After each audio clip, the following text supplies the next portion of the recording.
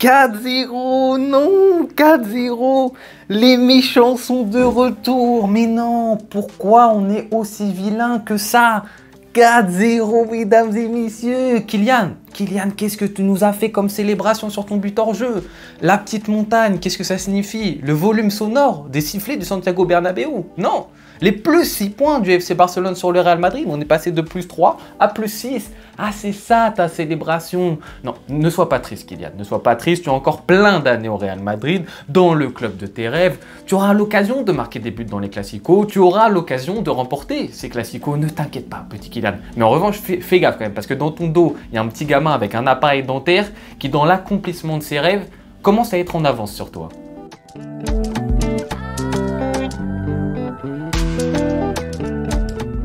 Mesdames et messieurs, 4-0 face au Real Madrid, chez eux, on les a éteints, ils ont mis 0 but, on leur en a mis 4, on aime bien les humilier là-bas. Dès qu'il faut gagner un match avec un gros score, c'est très souvent le FC Barcelone. Quel plaisir, hein. Je vous l'avais dit, j'étais pas autant optimiste que pour le Bayern Munich parce que je sais, hein, le Real Madrid, c'est toujours le club, même si tu les domines dans le jeu, etc. Ils peuvent être méchants avec toi, mais là, la victoire, qu'est-ce qu'elle fait plaisir. J'étais stressé avant le match. Et puis en plus, le jeu du FC Barcelone, mais il te fait stresser constamment tant qu'il y a 0-0. C'était long, c'était dur dans cette vidéo, il va y avoir beaucoup de choses à aborder. On peut commencer déjà par le 11 du FC Barcelone, Fermín López titulaire. Donc c'était un peu une surprise pour moi, je m'attendais à Dani Olmo parce que justement je voulais un peu plus de contrôle face à cette équipe du Real qui n'allait pas jouer comme le Bayern. Tu mets Fermín López qui il mérite par rapport à son match contre le Bayern qui était excellent. Fermín López mérite, et je pense qu'au niveau de la condition physique aussi, il était au-dessus de Dani Olmo, c'est pour ça que ça a été le choix d'Hansi Flick. Dans ce match-ci, tu vas avoir deux choses très positives de chaque côté. Tu as un FC Barcelone qui va très bien jouer, mais alors très bien jouer le hors-jeu. Alors, pour ceux qui sont supporters des autres clubs et qui regardent le Barça, sachez que pour nous, les supporters, enfin je vais parler pour moi, hein, je flippe, j'ai peur. Oui, j'ai peur quand je vois le Barça faire cette stratégie du hors-jeu, ça me fait flipper. Alors plus on va avancer dans la saison, moins je vais avoir peur, parce qu'au bout d'un moment, je vais avoir confiance en mes joueurs. Mais sachez que ça nous fait peur. En revanche, dire que ça ne tient que à la chance cet alignement, c'est faux. C'est incroyable ce qu'on arrive à faire parce que sur un match, sur 2 matchs, sur 3 matchs, tu te dis ouais, il y a beaucoup d'enjeux pour nos adversaires, etc. Ça joue à pas beaucoup.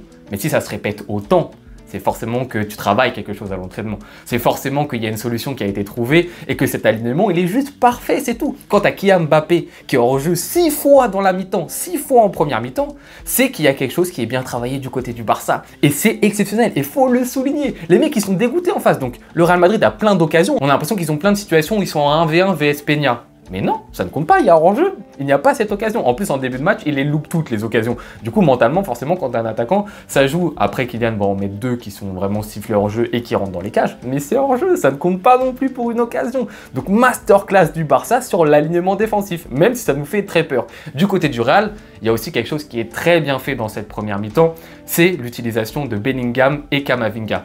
2 milieux qui vont se retrouver très excentrés dans les phases où le Real n'a pas le ballon. Et ça va énormément nous gêner, notamment Bellingham sur Baldé, parce qu'on le sait, Koundé, offensivement, a moins la capacité de prendre le ballon et de gagner des mètres. Baldé là, le travail de Bellingham en première mi-temps sur Baldé, c'est phénoménal. Alors encore une fois, je sais que le ballon d'or ira certainement pour Vinicius lundi, etc.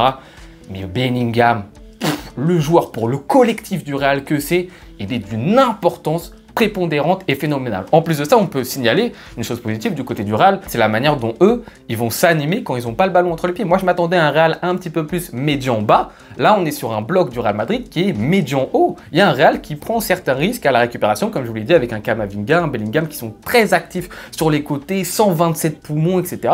Franchement, t'as un Real qui me surprend énormément dans sa manière de faire. Et ensuite, même si ces deux équipes ont ces grosses phases où ils sont forts, le hors-jeu pour le Barça, cette position Bellingham-Camavinga pour le Real Madrid, il y a une relation de force, entre guillemets, qui on a l'impression est quand même gagnée par le Real Madrid dans cette première mi-temps. À savoir qu'on fait le jeu de ce Real. On rentre dans un match un peu ping-pong alors que c'est exactement ce qu'a envie de faire le Real Madrid. Nous, on l'a dit, on va jouer de la même manière que comme on a joué contre le Bayern et je pense comme on va jouer toute cette saison, avec cette ligne haute.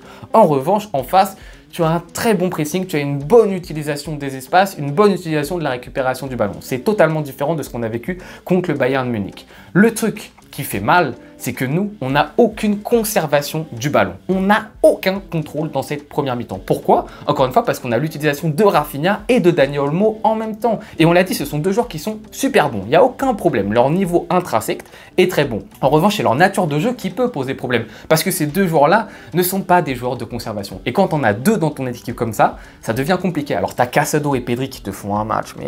Mais bon, encore une fois, extraordinaire. Vraiment extraordinaire. Au bout d'un moment, on va arrêter d'employer des mots qui sont trop ternes, qui sont trop bas pour leur niveau. C'est extraordinaire ce qu'ils ont fait. Face à un milieu à 4 en plus du Real Madrid. Mais devant, t'arrivais pas à trouver des joueurs qui dans le positionnement étaient intelligents pour un jeu de gestion et qui en plus dans l'utilisation du ballon étaient dans une gestion. Donc t'as un Barça qui joue trop vite. À aucun moment on pose le ballon, donc à aucun moment si on pose le ballon, on pose notre bloc et on arrive à acculer cette équipe du Real Madrid. Ils ont le temps un petit peu de se relancer, de se placer, de lancer des attaques. Encore une fois, notre ligne du hors-jeu est impeccable, du coup ça nous sauve. Mais ils ont beaucoup trop de temps et nous, on n'a pas assez de vraies phases de possession. On est en gestion, on est en contrôle et on peut mettre en difficulté le Real dans notre conservation, mais également dans la récupération. Et ça, c'est l'un des gros défauts de cette première mi-temps. Et maintenant, ce qui est très fort, c'est que la seconde mi-temps, c'est pas du tout la même chose. Et pourquoi c'est pas du tout la même chose? Parce que tu as un changement, c'est Fermin Lopez pour Frenkie de Jong qui lui est un joueur de conservation. Et une nouvelle fois, je dis pas que Fermin Lopez n'est pas bon, je parle de la nature de jeu du joueur. Là, tu mets Frenkie de Jong, mais dès le moment où il rentre, tu sens qu'il y a un changement du côté du Barça. Tu sens qu'il y a un vrai Barça de contrôle qui, encore une fois, peut jouer avec la verticalité. On va le voir dans les buts qu'on met. On joue avec la verticalité, ça ne nous empêche pas de le faire. Mais dans la globalité, dans la construction, dans le placement des joueurs, tu as une vraie équipe de gestion, une vraie équipe de contrôle. Et donc là, tu vas mettre un but 53e minute de jeu. Regardez bien le but. La passe de Casado pour Lewandowski est incroyable, même si moi je pense en direct qu'il est hors jeu. Il n'est pas du tout hors jeu. La passe est phénoménale. Mais regardez où se situent les joueurs. Pedri, Rafinha, Lewandowski, Lamine Yamal. Tu es sur une vraie équipe qui est quadrillée du côté du Barça. 3 minutes plus tard, 2-0 pour le FC Barcelone, doublé de Lewandowski. Sur le premier but, hyper bonne finition. Moi, quand je le vois tirer d'aussi loin, je me dis, mais pourquoi il ne se rapproche pas de Lunin? Parfaitement, plat du pied, à ras de terre, tranquille. Le deuxième but, la finition de la tête de Lewandowski, parfaite. Et le centre de Baldé, parce que Baldé, on aime bien le critiquer, etc. Niveau centre, c'est catastrophique et tout. Là, le centre, il est parfait de Baldé. Et regardez également l'origine de cette action. C'est des petits jeux en passe entre Casado, Pedri, Frenkie de Jong, etc. Tu fais monter le bloc du Real Madrid sur des joueurs que tu ne peux pas laisser seuls avec le ballon parce que c'est des joueurs techniquement, sinon ils vont avancer, ils vont t'apporter pour le Barça. Ils montent un peu, ça crée un décalage. De Jong donne un super ballon pour Baldé. Baldé enchaîne avec un super centre. 2-0 pour le FC Barcelone. Et vous voyez, juste avec cette rentrée de Frenkie de Jong, tu as une toute autre image du FC Barcelone.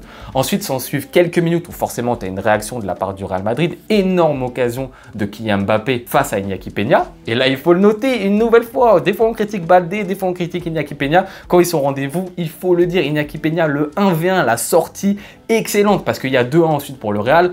Et vous connaissez ce stade, vous connaissez ces joueurs, ça peut partir en cacahuète, ça peut partir en fusée, c'est du grand n'importe quoi. Superbe sauvetage d'Iñaki Peña. S'ensuit derrière 2 grosses actions pour le FC Barcelone. Énorme occasion de Lewandowski de mettre le 3e but, surtout la première qu'il met sur le poteau, elle est interdite d'être loupée celle-ci. Heureusement qu'il met ses 2 buts avant qui sont très bons dans la finition. Mais ça fait mal. Là, moi, je me dis, on n'a pas mis le 3e sur ces 2 gros loupés parce qu'il en fait un juste 2 minutes plus tard.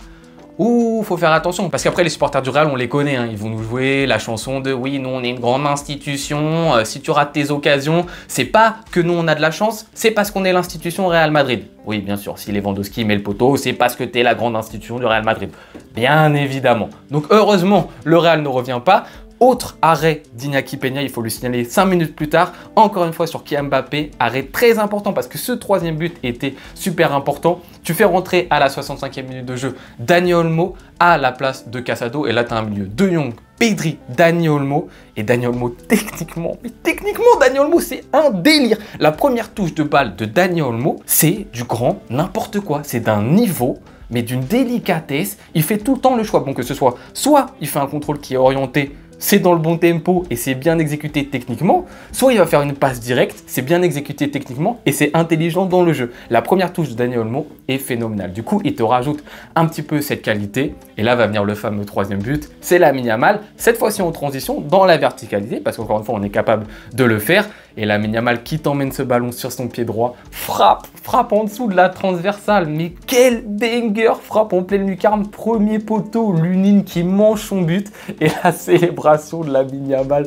la célébration elle est iconique. Voilà, la célébration devant les supporters du Real Madrid, c'est bon. Il montre que c'est lui le bonhomme, c'est lui le mec qui va être arrogant, c'est lui que les supporters du Real Madrid vont avoir en cible pendant ces 15 prochaines années. C'est fait. Lamine Yamal se présente en tant qu'antagoniste pour le Real Madrid. Et il fait pas dans le contenu un de ses meilleurs matchs, hein, Lamine Yamal. Il faut le signaler. À certains moments, les mauvais choix, il peut jouer plus collectif, même techniquement, il était un petit peu plus emprunté que d'habitude, il faut le dire. Mais ce but, quel banger, iconique la célébration, magnifique, 3-0, là le match commence à être fini. En plus, encore une fois, tu as un milieu Frenkie de Jong, Pedri, Dani Olmo, je peux te dire que le ballon on le perd pas du tout, conservation de balles, etc. On les fait tourner en bourrique. Et le 4e but, une nouvelle fois, en transition dans la verticalité, magnifique passe de Inigo Martinez pour Rafinha qui méritait son but parce qu'il a fait un super match dans l'engagement, dans l'envie. Rafinha, petit lob, tranquillement, mais magnifique, 4-0 là-bas, 4-0 là-bas, ça rappelle des bons souvenirs, il n'y a pas si longtemps que ça. Sous Xavi avec Aubameyang, on leur avait mis un 4-0 là-bas.